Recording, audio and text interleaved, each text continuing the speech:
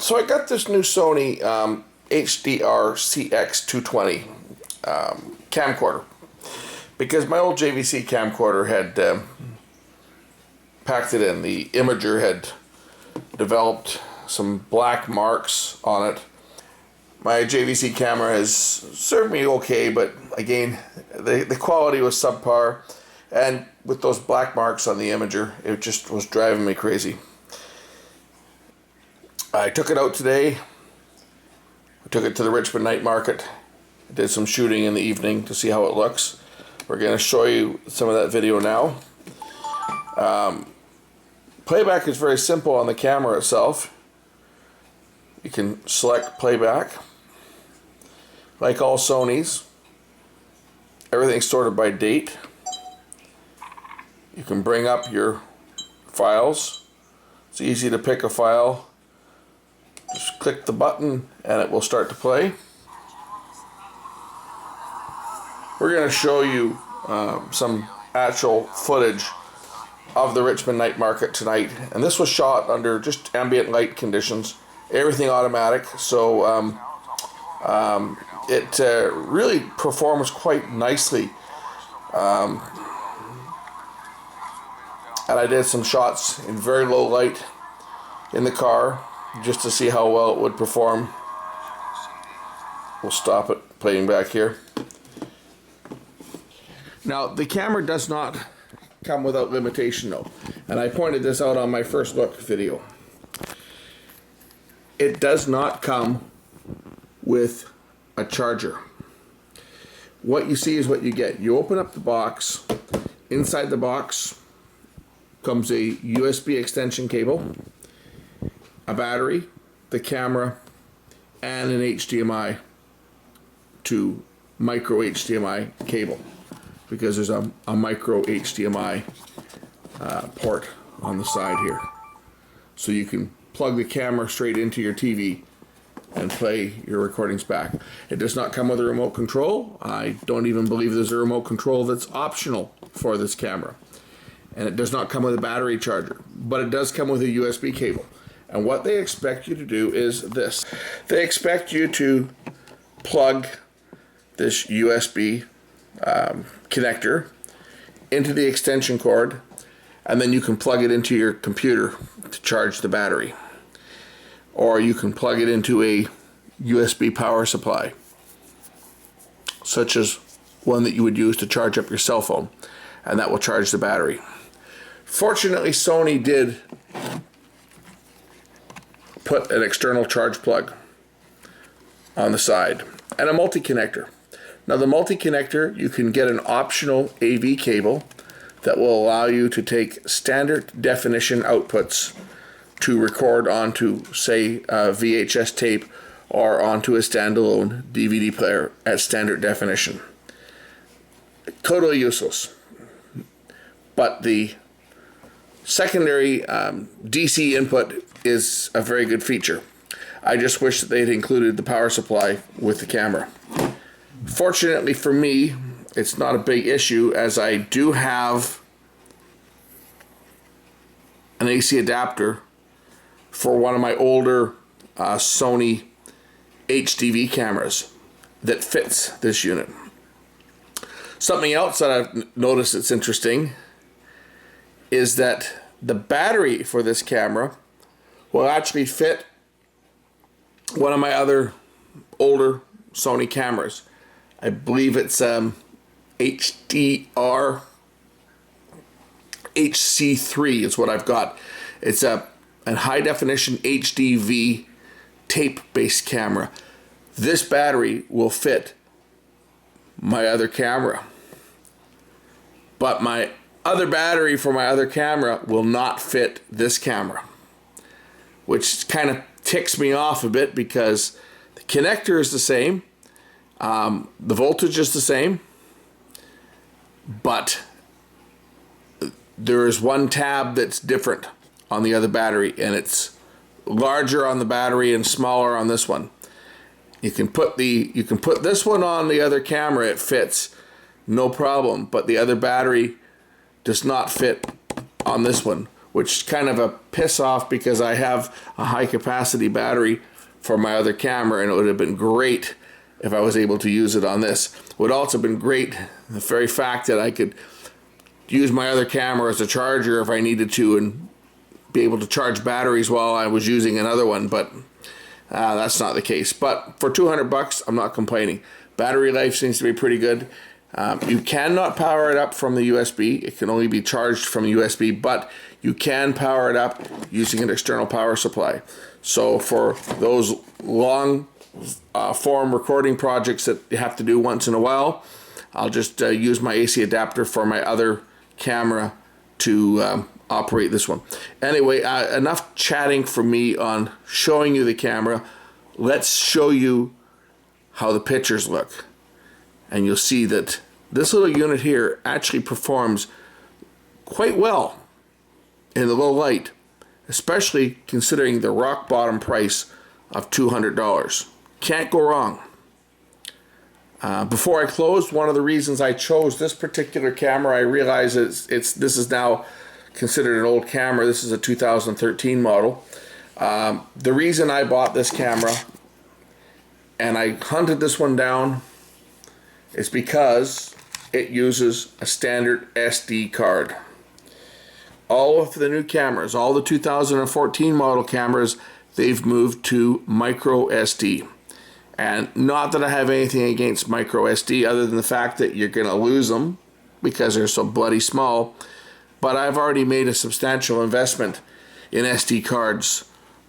This camera that I'm using to record this with, this is my TX100 Sony, which is my point and shoot pocket camera. It uses SD cards. My DSLR camera uses SD cards. And other equipment that I've got uses SD cards. The only thing that I've owned that uses micro SD is my phone. Everything else I own uses full-size SD cards. So I have quite a few cards. And when I found out that the new cameras switched to micro SD, I was just a little bit buffed, because here we go again. It's bad enough that every time you buy a new camera, you had to replace all your batteries. Well, now they're telling you throw away hundreds of dollars in memory that you already own and start over again. So that was one of the things that kind of ticked me off when I found out that the new models all have gone to micro. And I searched this one out. I found it. Say it was a great deal. $200. It has a great picture, and I'm going to show you that video right now. So here's the night market.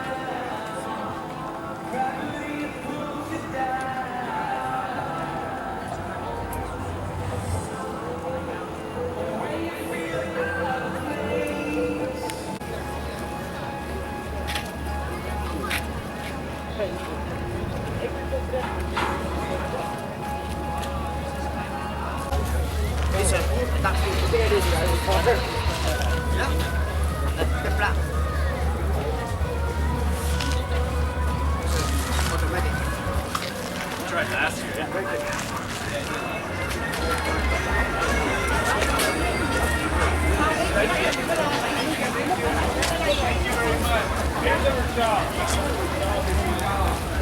We have a shop in Richmond. Yes, they come down. People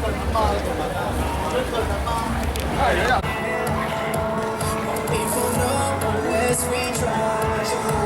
I know you're nervous, so just sit back and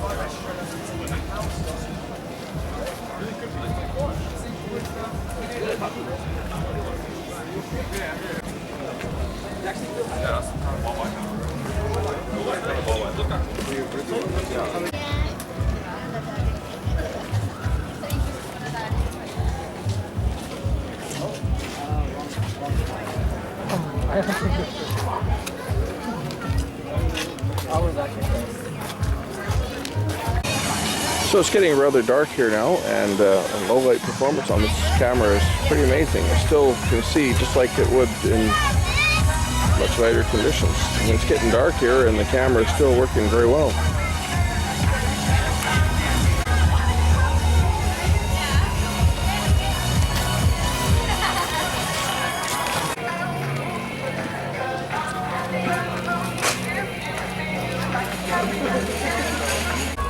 The trees over there. Should they be trees? Anyone.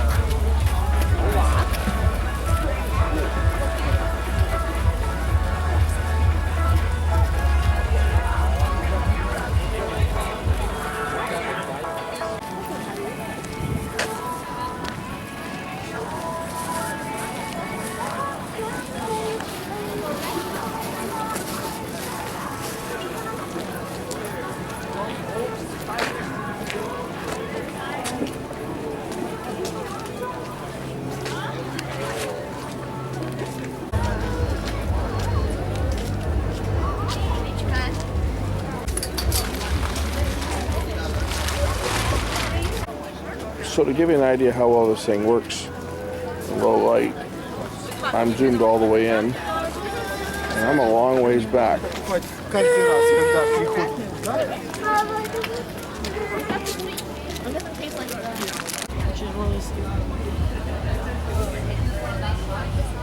There's the LED guy down there selling his LED stuff.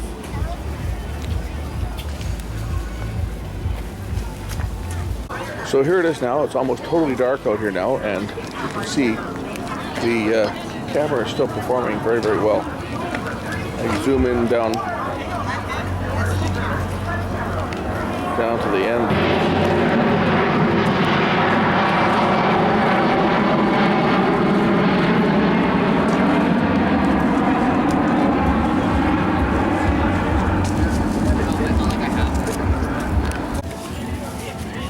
Here we've just left the night market.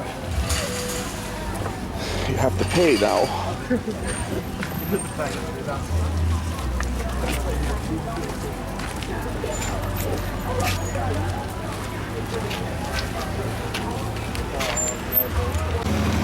Now that this international night market in Richmond is a paid event, I don't think I'll be coming back here for a while. So we'll say so long for now. And here we go from looking in from the outside of the fence as we sign off from the Richmond International Night Market. So here we are exiting. There's no lighting here. I don't know how the focus is in the dark, but it looks like it's trying.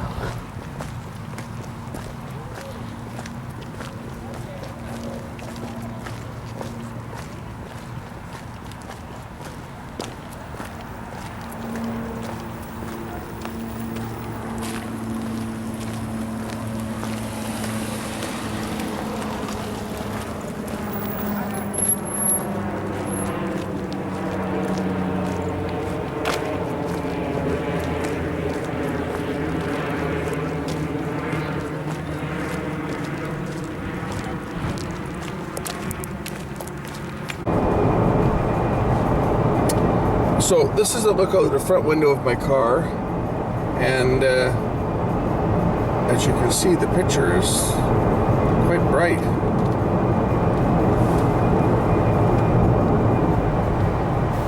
And this is a shot from my Ojo Cam dash cam.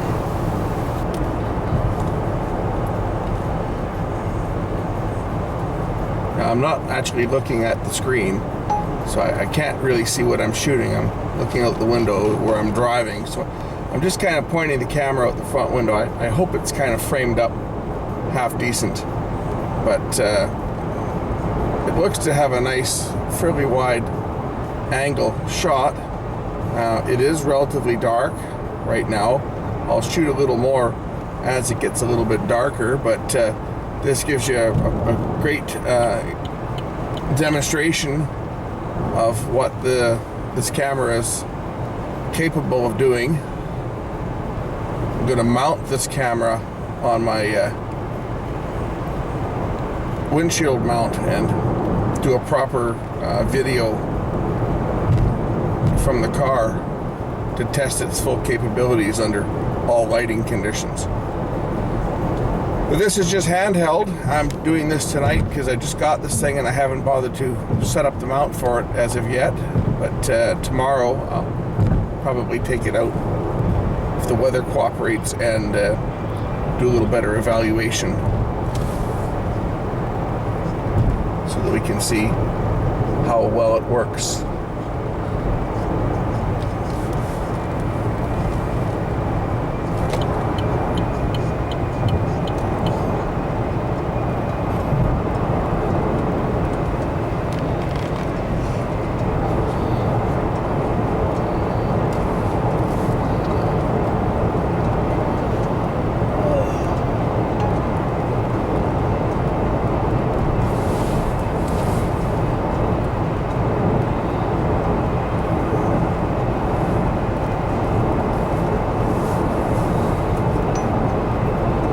I think we compare this to the video from the Ojo Cam dash cam that's mounted on my window.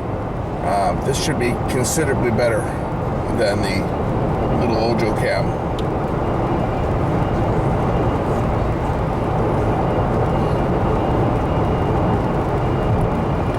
Fortunately, we do have footage from both, so I can match the two shots of the same footage. We can do a direct comparison at this light level.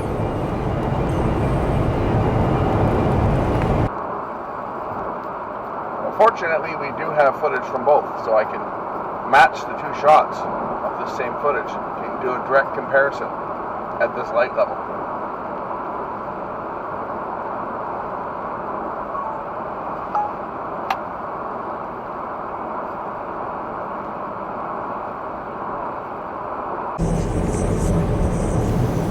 One thing I noticed with the Sony is when you first turn it on, especially in low light levels, it does take a few seconds before the focus locks in. Also, the vibration you're seeing on there, I had the steady shot in maximum, and it tends to overreact a bit, especially when you're driving, and this is trying to do a correction based on video. It's a digital image stabilization, not an optical.